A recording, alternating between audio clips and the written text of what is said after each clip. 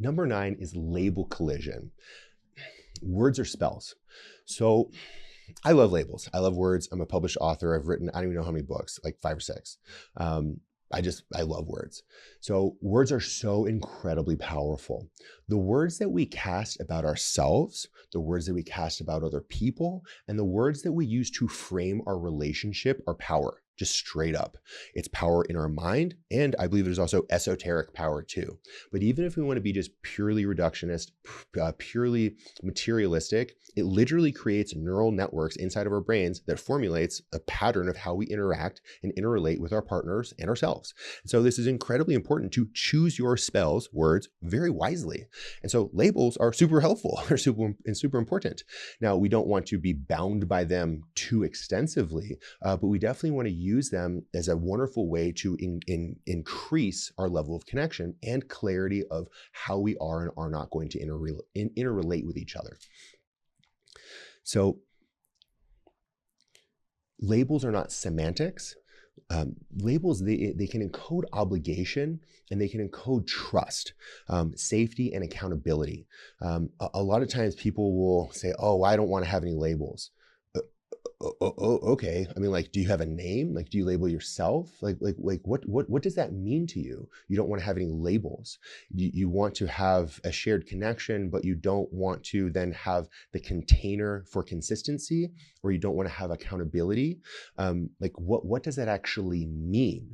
Now, I can understand some people that are maybe open relating and are like super duper poly, and they just want to be free floaty. That's fine. That's a label, right? Like, that's a label. We call it open relating and polyamory. The polyamory that I appreciate, again, I don't practice this myself, is what is called kitchen table, poly, where everyone in the polycule or everyone in the actual poly dynamic can sit at a table and actually talk to each other and be, safe and have open communication. Other people don't want to have other people know about each other, and that's fine. Still, those are labels, right? We have labels, we have laws, right? In our country, in our communities, to understand how we can and should not interact with each other. So this is how we translate meaning and value. And without it, it's just ambiguous. And so I have clients, they come to me and they're like, hey, this girl doesn't want any labels, or this guy doesn't want any labels. And I always ask them, okay, how does that make you feel? Like, really check in, feel your gut. How does that feel? They're like, well, it doesn't feel good. Like, I want to understand where I am in this relationship. I want to understand what the dynamic is.